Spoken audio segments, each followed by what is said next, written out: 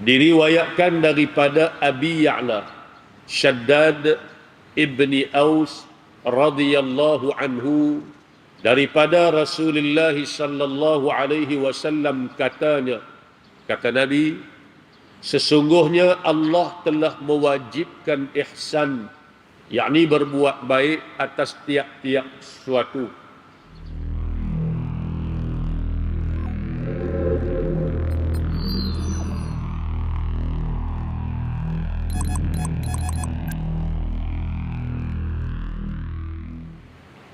Assalamualaikum warahmatullahi wabarakatuh.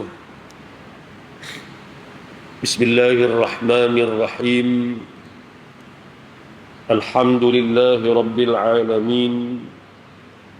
Wassalatu wassalamu ala ashrafil anbiya'i wal mursalin wa ala alihi wa sahbihi ajma'in.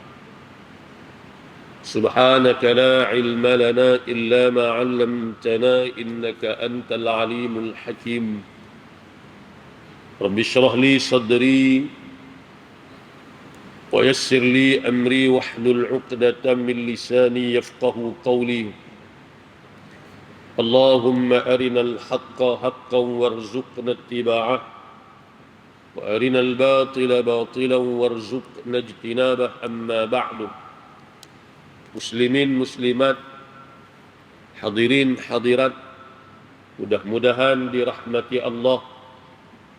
Pertama-tamanya marilah sama-sama kita panjatkan kesyukuran kehadrat Allah Subhanahu wa taala atas limpah kurnia dan keizinan daripada Allah dapat sama-sama kita menghadirkan diri ke rumah Allah pada pagi yang penuh dengan keberkatan ini. Pada pagi Jumaat yang merupakan penghulu segala hari, mudah-mudahan kita sentiasa dirahmati dan diberkati oleh Allah Subhanahu wa ta'ala. Tuan-tuan hadirin yang dikasihi sekalian, dalam sepotong hadis Nabi sallallahu alaihi wasallam an Abi Ya'la Shaddad ibni Aus radhiyallahu anhu an Rasulillah sallallahu alaihi wasallam qala inna Allaha كتب الإحسان على كل شيء فإذا قتلتم فأحسنوا القتلة وإذا ذبحتم فأحسنوا الذبح وليحد أحدكم شفرته وليرح ذبيحته رواه مسلم. Diriwayatkan daripada Abi Ya'la Shaddad ibni Aus radhiyallahu anhu, daripada Rasulullah sallallahu alaihi wasallam katanya, kata Nabi, sesungguhnya Allah telah mewajibkan ihsan, yakni berbuat baik atas tiap-tiap sesuatu. Apabila kamu membunuh, maka elokkanlah pembunuhan. Dan apabila kamu menyembelih, maka elokkanlah penyembelihan. Dan hendaklah salah seorang kamu menajamkan mata pisaunya. Dan hendaklah ia melapangkan binatang sembelihannya. Hadis riwayat Imam Muslim. Tuan-tuan hadirin yang dikasihi sekalian, ada beberapa perkara yang disebut oleh Nabi sallallahu alaihi wasallam. Kata Nabi, "Inna Allah katabal ihsana ala kulli syai'." Sesungguhnya Allah mewajibkan kita melakukan ihsan atas tiap-tiap sesuatu. Disebut dalam syarah hadis, dia kata ai fi kulli syai'in, ولم يقل إلى كل شيء بل قال على كل شيء يعني أن الإحسان ليس خاصا بشيء معين من الحياة بل هو في جميع الحياة. Nabi sebut Inna Allah katabal ihsana ala kulli syai'. Ala kulli syai'. Nabi tak sebut ila kulli syai'. Maka kata dalam syarah, apabila Nabi menyebut ala kulli syai' ke atas tiap-tiap sesuatu, yakni dengan makna fi kulli syai'in. Ay fi kulli syai'in, yakni kata dia ihsan ini, berbuat baik ini tidaklah tertentu kepada sesuatu yang khusus sahaja. Bahkan berbuat baik ini adalah mencakupi segenap segi dalam kehidupan kita. Itu dalam syarah dia sebut. Kemudian Nabi kata fa idza qataltum. Yang kedua dia kata apa? Innallaha kataba. Maka kalimah kataba ini kata dia falafzu kataba yadulluna ala anna al-ihsana wajibun. Perkataan kalimah kataba, innallaha kataba, menunjukkan kepada kita bahawasanya berbuat baik ini adalah suatu perkara yang wajib. Kerana apa? Lianna lafza kataba 'inda al-usuliyyin min alfazi alladhi yustafadu biha al-wujub. Kata dia di antara pandangan ulama, perkataan kataba ini di sisi ulama usul menunjukkan ataupun memberi makna wajib. Maka Allah mewajibkan atas kita untuk berbuat baik pada segenap segi kehidupan kita. Fa idza qataltum, apabila kamu membunuh. Apa makna membunuh di sini? Dalam syarah dia kata apa? Lau arada insanun an yaqtula kalban mu'dhiyan fadaqul ahsinil qitla wa kadha idza arada an yaqtula su'banan fadaqul ahsinil qitla wa hadha fima la yu'kal. Nabi kata apabila kamu hendak membunuh, maka bunuhlah dengan cara yang baik, perelokkan cara bunuhan kamu. Maka kata dalam syarah, kalaulah seseorang manusia hendak membunuh, sebagai contoh anjing yang boleh menyebabkan bahaya kecederaan ataupun boleh membunuh dia. Kalau dia tak bunuh anjing tersebut atau binatang tersebut, maka bimbang keselamatan dia, sama ada dia dicederakan oleh binatang tadi ini, maka ahsinil qitlah, perelokkan cara bunuh tadi ini, bukan dengan cara yang menyiksakan dia. Contoh yang kedua dia kata au idza arada an yaqtula su'banan, ataupun kalau dia nak bunuh ular. Ular, kalau kita tak bunuh dia, bahaya kepada kita, mungkin bahaya pada anak-anak kita dan sebagainya, maka diharuskan membunuh, tetapi ahsinil qitlah, elokkan cara bunuh tadi ni. Mungkin kita katok sekali dia mati, kan? Ataupun mungkin dengan sekali pukulan tadi mati, maknanya bukan dengan cara yang menyiksakan dia. Wa hadza fima la yu'kalu. Ini pada binatang-binatang yang tidak dimakan. Mana binatang-binatang yang kalau kita tak bunuh boleh menyebabkan cedera dan juga menyebabkan bahaya kepada kita.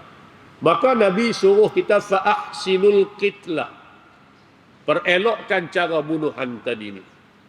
Wa idza zabahtum, dan apabila engkau menyembelih, kata Nabi SAW, fa ahsinudz dzibhah, perelokkan cara sembelihan dan tajamkan mata pisau kita dan berikan kerehatan dan kelapangan kepada binatang yang kita sembelih tadi ini. Baik, itu sepintas lalu makna ataupun apa yang dapat kita faham daripada hadis yang diriwayatkan daripada Abi Ya'la Shaddad ibni Aus radhiyallahu anhu. Baik, kita baca sikit dalam syarah ulama sebut kepada kita. Kata dia di sini, Sebagaimana telah diterangkan di atas, bahawasanya kewajipan melakukan ihsan adalah pada tiap-tiap sesuatu. Maka di sini dihuraikan sebahagian daripada penjelasannya. Sebagai contoh, menurut apa yang telah dijelaskan oleh baginda Nabi sallallahu alaihi wasallam, iaitu apabila kamu membunuh, maka elokkan pembunuhan, dan apabila kamu menyembelih, maka elokkanlah penyembelihan. Mengelokkan pembunuhan dan penyembelihan menurut cara yang sebaik-baiknya sesuai dengan syarat yang diperlukan adalah bermakna memenuhi konsep ihsan yang disebut oleh Nabi sallallahu alaihi wasallam. Baik. Mengelokkan pembunuhan adalah menghendaki supaya pembunuhan yang hendak dilakukan terhadap seorang pembunuh adalah menurut cara yang tidak menambahkan lagi siksaannya. Ini kalau melibatkan hukuman qisas kepada orang yang dihukum bunuh dengan sebab dia melakukan jenayah yang melayakkan dia untuk dibunuh, maka dilakukan pembunuhan itu dengan cara yang terbaik, mana cara yang tidak menyiksakan dia. Yang demikian ini berarti kalau seorang itu dihukum bunuh, kata dia, maka hendaklah dibunuhnya dengan alat yang mencepatkan kematian dan pada tempat yang tidak sangat menyiksakan dia, dan dilarang membunuhnya dengan cara kekejaman yang di luar batas peri kemanusiaan atau disiksakannya supaya dia menderita kesakitan sebelum mati.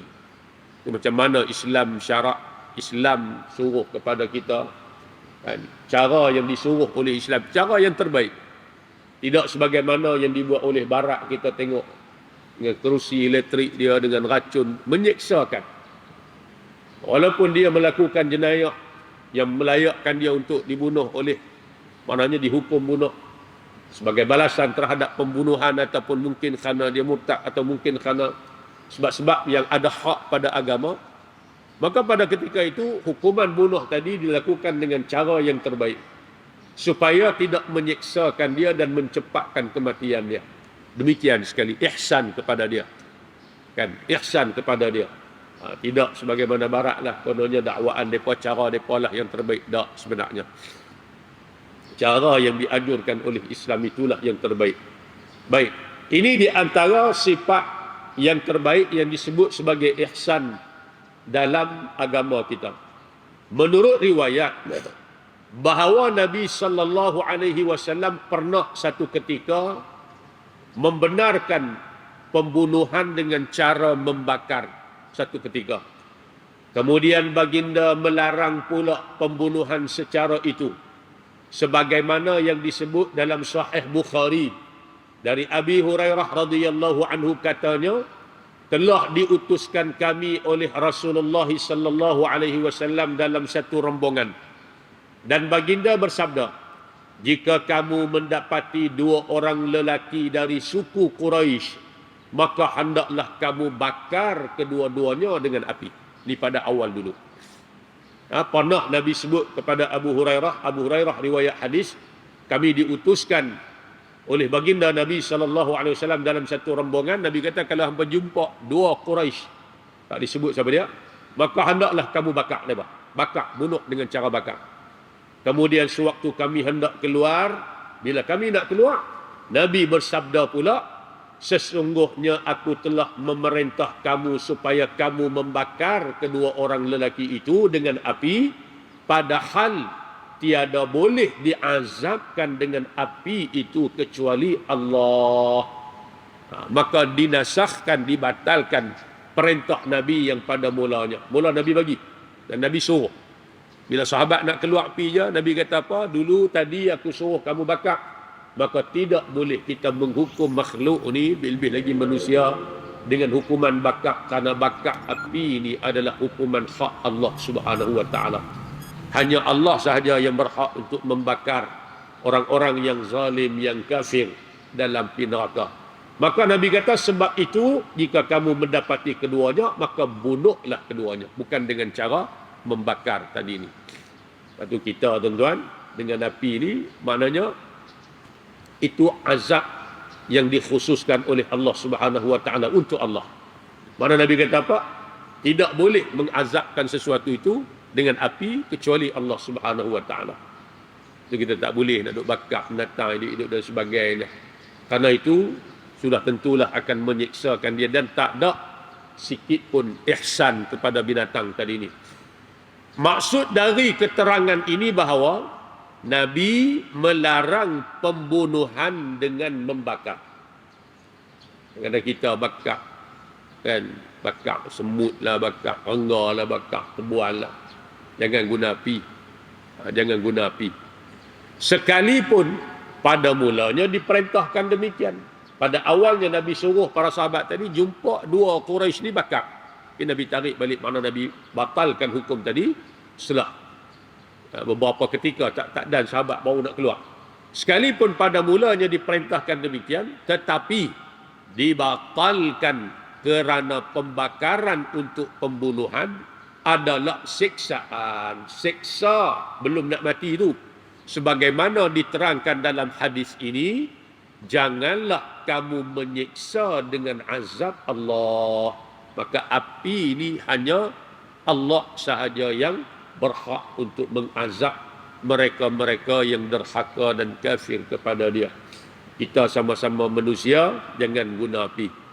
Dan pernah pula baginda marah sewaktu melalui sebuah kampung yang kebetulan didapati semut mendiami di situ telah dibakar. Kan? Nabi pernah marah kepada Nabi lalu satu kampung, dalam tu mereka bakar semut. Sebut di sini, semut dibakar dengan api. Nabi kata apa? Tidak patut bagi manusia menyiksa makhluk dengan azab Allah Azza wa Jalla. Tak patut sangat. Ini kadang-kadang dalam masyarakat kita apa dah kan? Sarang tebuan dan sebagainya bakar. Tak boleh. Guna cara lain. Bukan cara tu. Api ini hanyalah tertentu untuk, maknanya Allah sahaja yang berhak untuk mengazab dengan api ini. Dan dia menyiksakan. Sudah tentu menyiksakan. Tak kira lah binatang sekecil mana pun, mereka ada hak untuk hidup dan sebagainya. Sebab tu Nabi sebut bila kita nak membunuh sesuatu tadi ni, mungkin kalau kita tak bunuh, dia bahaya kat kita. Maka kita bunuh tadi ni, fa'ahsinul qitlah. Perelokkan cara bunuhan tadi ni. Bukan dengan cara yang menyiksakan. Lebih-lebih lagi dengan Nabi. Seterusnya kata dia, dilarang juga menyiksa binatang dengan cara yang lain. Sama ada untuk membunuhnya ataupun tidak. Pernah pada suatu masa Ibnu Umar melihat sepuak manusia yang melontar seekor ibu ayam yang sengaja ditambakkan. Mereka tambak seekor ayam, mereka punggai batu dan sebagainya. Lalu beliau berkata, siapakah yang mengerjakan ini? Ni kerja siapa ni? Tambak ayam, ayam tak boleh lari, ambil batu punggai. Sesungguhnya Rasulullah sallallahu alaihi wasallam melaknat orang yang mengerjakannya. Nabi laknat. Makna doa jauh daripada rahmat Allah siapa-siapa yang siksa walau binatang sekalipun. Disebut dalam syarah hadis dia kata apa? Annaka idza qatalta syai'an yubahu qatluhu fa ahsinil qitlah. Apabila kamu hendak membunuh sesuatu yang diharuskan kamu membunuhnya, maka perelokkan cara bunuh tadi ini. Sebagai contoh, rajulun adahu kalbun minal kilab wa arada an yaqtulahu falahu turuqun fi qatlihi ka'annahu yaqtuluhu birrasas. Contohnya ada binatang yang mencederakan kita, anjing kan sebagai contoh, mencederakan kita, membahayakan kita. Maka kita boleh bunuh dengan cara, mungkin dengan tembak sekali mati. Jadi tidak menyiksakan dia. Bukan dengan cara tangkap dia, ikat kaki 4-4 kemudian bakar dengan api dan sebagainya. Ada kita tengok kan dalam YouTube dan sebagainya, ada bagaimana mereka ambil api orang nak bakar ayam di market tu. Kan? Api tu. Dia tambak anjing, dia bakar daripada kepala tu. Bukan orang Islam lah. perbuatan orang lain. Seksa tak tuan-tuan, seksa binatang. Ada saya tengok satu video, macam mana dia kerak kaki lembu tu empat-empat. Lembu dalam keadaan hidup. Dia kerak kaki lembu tu empat-empat, lembu tak boleh pergi ke mana, kemudian dilapah kulit daripada belakang, hidup-hidup lembu tu. Ini bukan, sudah tentu Islam tak ajak sama sekali pada kita. Mana kita nak membunuh binatang yang tidak boleh dimakan, tapi kerana membahayakan kita, maka perelokkan cara bunuh. Apatah lagi kalau kita nak sembelih binatang yang kita nak makan tadi ni. Maka kata dia di sini, mengelokkan penyembelihan adalah menghendaki supaya dilakukannya sesuai dengan apa yang disebut pada hadis tersebut, iaitu ini masuk bab sembelih. Hendaklah seorang menajamkan mata pisaunya. Ini bila kita nak sembelih. Ini nak masuk musim raya haji ni. Kan? Orang yang nak sembelih. Mata pisau bagi tajam. Sebab apa? Agar tidak menyakitkan binatang. Sakit tu sakit. Cuma kita bagi hak paling minimum. Maknanya tidak menyebabkan dia terseksa, kesakitan yang melampau ketika sembelihan tadi ni. Supaya tidak menyakitkan binatang yang hendak disembelihnya itu dan melapangkan atau menyenangkannya waktu sembelihan. Sembelih pun senang. Pisau tajam, tarik sekali, turun dua mana sekali ataupun dua kali, putus dah halkum dia, putus dia marik dia dan wadah jahit. Mana putih dengan keadaan segera berlaku penyembelihan tadi ni. Kemudian kata dia, serta memberi, di antara ihsan juga, beri minum, jaga makan minum dia sebelum daripada disembelih. Dan kalau mustahak ditajamkan mata pisau, maka janganlah diperlihatkan kepadanya. Jangan duk asah mata pisau depan dia. Lembu pun dia erti. Dia ada akal juga, cuma akal dia mungkin tak sampai tahap macam kita. Kan? Sebab apa disebut dalam syarah, dia kata apa? Li'annahu idza haddaha amama al-hayawan fahiya ta'rifu wa lihadha ahyanan idza hadda asy-syafrata amama adh-dhabihati harabat khaufan min adh-dhabhi. Dia kata bila kita nak mengasah menajamkan mata pisau, jangan ditajamkan, jangan diasah mata pisau tadi di hadapan binatang yang kita nak sembelih. Tidak asah di belakang tu, jauh daripada pandangan dia. Jangan asah depan dia. Sebab tu kata dia tahu. Fahiya ta'rif. Binatang tu tahu, lembu tu tahu. Dia tengok pisau dia kenal. Duk asah depan dia pula. Sebab tu kata dia kadang-kadang binatang yang nak dikorban, nak disembelih ni lari daripada kandang ke, tambak ke, putih tadi lari. Pasal apa? Pasal dia erti. Lari, puas pula kita nak hambat dan sebagainya. Sebab itulah kita kena jaga ihsan. Bila dia tengok orang asal pisau, dia kata, apa dah aku ni? Kena sembelih dah. Kena sembelih tu dia guna riang dia sekuat mungkin. Kadang-kadang sampai lari, korban lintah jalan. Rata kampung masuk. Benda tu berlaku kan? Dalam masyarakat kita pun berlaku. Sebab tu kata dia, di antara ihsan kita dengan dia pun samalah. Sembelih pula kalau banyak, cover, jangan bagi nampak kawan dia. Jadi kawan dia duk tengok sekok, dia kata lepas ni aku pula. Dia erti benda tu. Kan binatang kan. Sebab tu lembu ni beza kan. Kita sembelih hak mula-mula tu dia tak apa nak seranggai enggak, sebab dia tak bau darah lagi. Kita nak sembelih hak kedua, hak ketiga tu dia bau dah darah tadi. Dia tahu, dia erti. Lepas tu kita disuruh buat baik, buat ihsan hatta kepada binatang. Cantiknya Islam yang Nabi bawa, yang Nabi sallallahu alaihi wasallam bawa ajak pada kita tadi ni. Maka kata dia, juga janganlah disembelih di hadapan kawan-kawannya. Ni korban ni kadang-kadang sampai 10 ekor, 15 ekor, 20 ekor sekali kita buat kan. Surau masjid dan sebagainya. Jangan sembelih depan kawan-kawan dia. Tutup cover supaya tak dinampak, dilihat oleh kawan-kawan ada lain lah.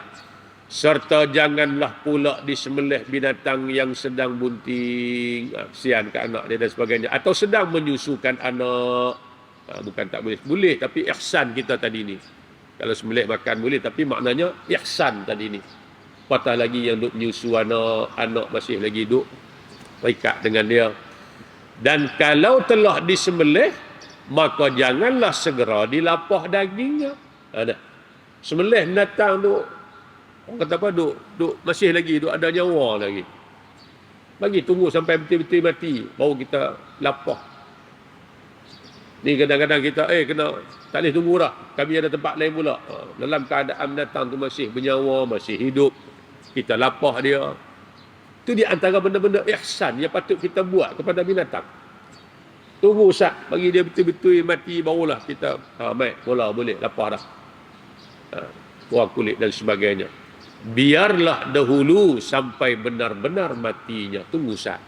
Kan lama mana pun, 5 minit, 10 minit ambil lah. Kadang dia mati. Dan masuk juga dalam pengertian tersebut membawa binatang ke tempat persembelihan, iaitu hendaklah dibawa, dihalau dan ditarik binatang ke tempat tersebut dengan cara ihsan. Sama juga kita nak bawa dia pergi ke tempat penyembelihan, bawa dengan cara yang elok. Nak naik lori, turun lori, cara yang baik. Walaupun dia binatang, walaupun dia lembu, tapi dia juga makhluk Allah, dia ada hak untuk dikasihi, untuk diberi hak dia, ihsan kepada dia. Kan? Macam sama. Artinya, kita bawa dengan cara yang baik. Tidak menyusahkannya atau menyiksakan badannya atau dilakukan apa sahaja yang dikehendaki kepadanya dengan alasan binatang itu adalah binatang dan akan mati dengan sembelihan. Dia kata lembu ni buat baik pak, lagi pun nak sembelih dah lagi, dia katok, dia pukul, dia buat macam-macam. Janganlah, buat dengan cara yang baik. Nah, kita manusia Allah beri akal, cerdik. Maka tunjuk cerdik kita tu lebih pada lembu yang kita nak sembelih lah.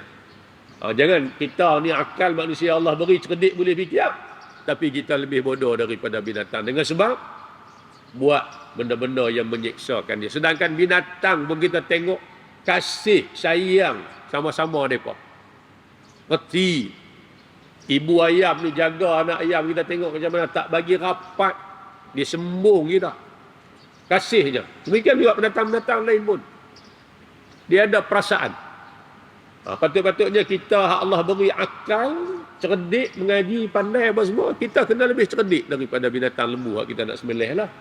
Jangan sampai kita menyiksakan dia semata-mata kerana nak bagi mudah kerja kita, ataupun kadang-kadang kerana nak niagaan dan sebagainya. Jangan. Buat baik kepada binatang tadi ni. Buat kebaikan. Ni. Kemudian kata dia, hal ini bertentangan dengan pengertian ihsan. Maknanya kalau kita tak buat baik, kita seksa dia semata-mata kerana nak bawa pergi sembelih, maka ni bukan apa yang diajak oleh agama kita kepada kita. Yang juga berlawanan dengan semangat peradaban agama Islam. Islam tak suruh buat lagu tu, bahkan Islam suruh buat baik. Menurut keterangan riwayat bahawa ada seorang lelaki yang bekerja sebagai tukang sembelih. Pada suatu masa, kambing yang hendak disembelihnya itu lari daripada kepungannya. Lalu dikejarnya hingga ke tempat Nabi SAW. Kemudian setelah dapat ditangkapnya, maka ditarik kaki kambing itu secara kasar kerana hatinya sangat marah. Ini ada satu cerita nama sahabat Nabi. Dia nak sembelih kambing, kambing lari. Hambat kambing sampai tempat Nabi. Dapat-dapat tu dicepung, diheret kaki lembu kambing tadi. Kawan panas hatilah. Kawan panas, marah. Dia heret dalam keadaan kasar.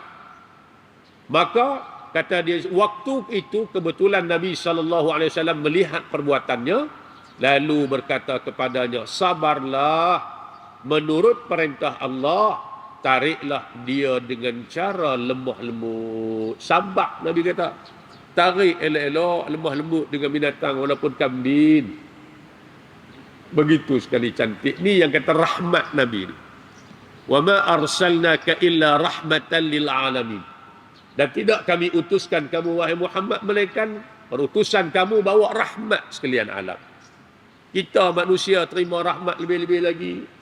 Kan hatta ulama kata bukan takat orang Islam, orang kafir pun terima rahmat daripada perutusan Nabi. Allah tangguhkan azab. Binatang dan juga makhluk lain juga terima rahmat daripada perutusan Nabi SAW. Di antaranya ni lah, bila Nabi tengok perbuatan sahabat tadi kasak pada kambing, Nabi tegur sahabat, sabar Nabi kata, heret cara baik-baik, cara elok-elok. yang sudah semestinya tidak diajak. Maknanya dalam agama lain dia buat benda-benda yang dan katok kepala kita tengok kan. Dia katok kepala 2 kali mampu terus makan dan sebagainya. Tidak sebagaimana dalam ajaran agama kita suruh buat ihsan. Sama ada binatang tu yang kita boleh makan untuk disembelih ataupun yang membahayakan. Perelokkan cara kita bunuh tadi ni. Baik. Apa kesimpulan yang dapat kita ambil daripada hadis ni? Kata dia yang pertama, agama Islam adalah agama ihsan, berbuat kebaikan. Ihsan berarti kita buat baik atau sesuatu yang baik yang tidak berdosa, tidak berbahaya atau tidak merosakkan. Dan bidang ihsan ini adalah luas. Tiap-tiap pekerjaan yang membawa kepada kebaikan mestilah ada padanya orang yang melakukan ihsan. Ihsan pernah dilakukan dengan amal, dengan tenaga, dengan fikiran, dengan harta benda. Dan orang yang melakukan ihsan kebaikan ini dipanggil muhsin, mana orang yang buat baik. Artinya orang yang membuat kebaikan atau orang yang berbuat sesuatu yang baik dengan cara sopan santunnya. Ini salah satunya. Mana Islam agama yang sangat menyuruh kita melakukan sesuatu ihsan tadi ini baik. Hatta dalam ibadat kita pun disuruh buat dengan baik, ihsan. Apa dia ihsan? An ta'budallaha ka'annaka tarahu fa in lam takun tarahu fa innahu yaraka. Kamu beribadat menyembah Allah seolah-olah kamu melihat Allah. Tapi kalau kamu tak nampak, tak mampu melihat Allah, maka Allah melihat segala perbuatan kamu. Maka kita akan buat sehabis baik-baik. Yang kedua kata dia, bahawa ihsan dalam Islam bukan sahaja terbatas pengertiannya, bahkan meliputi segala yang hidup. Sebab itu agama Islam adalah agama yang membawa unsur peradaban dan tamadun yang tinggi berdasarkan ajaran ilahi dan juga ajaran Nabi SAW. Maka dengan ihsan ini, seseorang Islam adalah seorang yang cinta kebaikan dan benci kepada keburukan, kasih kepada penyantunan, musuh kepada kekerasan dan sebagainya. Buat ihsan dalam pajua kehidupan kita. Kan kita dengan manusia lebih-lebih lagi, kita dan dengan anak-anak lebih-lebih lagi, kita dengan isteri lebih-lebih lagi, kita dengan makhluk Allah, dengan alam sekitar, tumbuh-tumbuhan, sungai, lautnya, binatang, ternakan, hayawan dan sebagainya, disuruh kita melakukan ihsan. Menatang pun reti sayang kat kita kalau kita sayang kepada dia. Kalau kita sayang pada dia, dia pun reti sayang pada kita. Kan? Lebih-lebih lagi lah. Baik. Kemudian kata dia, pada zaman Nabi SAW ada seorang laki-laki berkata kepada Nabi, "Ya Rasulullah, saya hendak sembelih kambing saya ini, tetapi merasa sayang kepadanya." Ada seorang sahabat nak sembelih kambing dia tadi. Kambing ni aku nak sembelih ya Rasulullah, tapi aku rasa sayang, kasih. Kan? Kita berada kan, dah bela lembu ni lama. Kita tengok tuan ada video di Indonesia jual lembu. Kan? Naik lori ni, lembu tak mau naik, tapi bila tuan naik, dia naik. Sayang betul tu, datang berhenti sayang. Tapi tuan ni bila lembu naik lori jual ni, teriak ni Masya Allah tak kira lah. Sayang je masih bela tu lama kat lembu tadi. Kan? Kasih betul tu. Tengok tuan tu bukanlah orang senang pun, tapi Allah beri perasaan ihsan dia kepada binatang tu. Sahabat Nabi kata, "Ya Rasulullah, aku ada kambing aku nak sembelih. Tapi aku sayang," kata, "Ya Rasulullah. Sayang kambing." Lalu Nabi kata apa? "Wasyata idza rahimtaha rahimakallah." Nabi kata. Dan kambing, Nabi kata, apabila engkau kasih sayang kepada dia, tentulah Allah juga akan mengasihi kamu. Allah pun kasih kepada kamu dengan sebab kamu kasih kepada binatang tadi. Ni kita kambing makan kok bunga, kita kan kawin dengan kadang-kadang dengan apa, dengan lesung batu, kucing kadang-kadang ambil curi menu sekok, baling dengan lesung batu, capik kita ni. Ada satu video kan 2-3 hari lepas kan, dia video CCTV tengok rakaman dia lempak teh bata kan atas kepala kucing, kelumpuk kucing tu mati, bukan sekok dua, banyak. Ni benda yang tak pernah diajak dalam agama kita. Lebih lagi binatang yang kucing ni, yang jenis binatang jinak, liak dan suka pada manusia ni. Tak ada aja apa, tak ada pasal apa, tak tahu pasal apa, Allahu alam. Ambil ketui bata ketui tu, bubuh tu lempak punggai atas kepala kucing. Lupa mati kucing tu. Sebab tu Nabi kata apa? Kambing, kalau kamu kasih, kamu sayang kepada dia, itu juga menjadi sebab Allah akan kasih dan sayang kepada kamu. Allah pun merahmati kamu.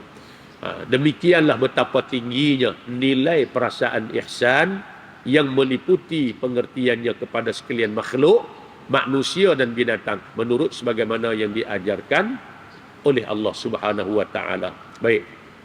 Lalu kata ulama kesimpulannya, dia kata dalam syarah hadis, al-ihsanu naw'an. Ihsan ni ada dua jenis. Ihsan fi ibadatil khaliq. Yang pertama, ihsan dalam ibadat kita kepada Allah. Apa dia? Bi an yu'badallahu ka'annahu, bi an ya'budallaha ka'annahu yarah, fa in lam yakun yarahu fa innallaha yarahu.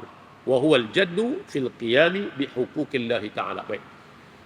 Ihsan yang pertama, ihsan dalam ibadat kita kepada Allah. Yakni kita buat ibadat seolah-olah kita melihat Allah, dan kalau kita tak nampak melihat Allah, maka yakinlah bahawa Allah melihat kita, maka kerja buat kita tadi akan dibuat dengan sebaik mungkin. Kita yakin apa aku buat ni Allah tahu, Allah tengok, Allah lihat. Maka kita akan buat dengan sehabis mungkin. Maka kita akan menunaikan hak dan tanggungjawab kita yang diwajibkan atas kita. Ihsan yang kedua, ihsan pada hak makhluk. Wa ihsanun fi huquqil khalq. Ihsan kebaikan kita sesama makhluk. Tadi dengan khaliq, dengan pencipta, dengan Allah. Yang kedua, ihsan dengan makhluk, kal qiyami bi birril walidain wa silatil arham. Di antaranya apa dia? Seperti mana kita berbuat kebaikan kepada ibu bapa kita, kemudian kita berbuat kebaikan kepada ahli keluarga kita, menghubungkan tali silaturahim, menjaga hubungan kita sesama manusia dan juga sesama makhluk yang lain. Di antaranya apa dia? Memperelokkan bunuhan, memperelokkan cara sembelihan kita, kasih kepada binatang dan sebagainya.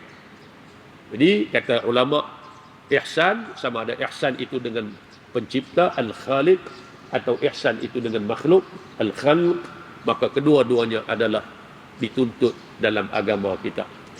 Mudah-mudahan dengan sepotong hadis ini memberi pedoman dan bekalan kepada kita untuk kita perbaiki lagi kehidupan kita sehari-hari, insya-Allah. Mudah-mudahan kita semua dirahmati dan juga mendapat rahmat daripada Allah Subhanahu wa taala. Aqulu qawli hadza wa astaghfirullahal azim li wa lakum. Assalamualaikum warahmatullahi wabarakatuh. Bismillahirrahmanirrahim. Alhamdulillahi rabbil alamin wassalatu wassalamu ala asyrafil anbiya'i wal mursalin wa ala alihi wa sahbihi ajma'in. Allahumma arhamna bil Qur'an waj'alhu lana imaman wa nuran wa hudan wa rahmah. Allahumma dhakkirna minhu ma nusina wa 'allimna minhu ma jahilna warzuqna tilawatahu ana al-laili wa atraf an-nahar waj'alhu lana hujjatan ya rabbal alamin. Allahumma inna na'udzu bika min 'ilmin la yanfa' wa min qalbin la yakhsha' wa min 'amalin la yurfa' wa min du'a'in la yusma'. Na'udzu bika min ha'ula'il arba'. ربنا آتنا في الدنيا حسنة وفي الآخرة حسنة وقنا عذاب النار وصلى الله على سيدنا محمد وعلى آله وصحبه وبارك وسلم والحمد لله رب العالمين. تقبل الله منكم ومنكم. تقبل يا كريم.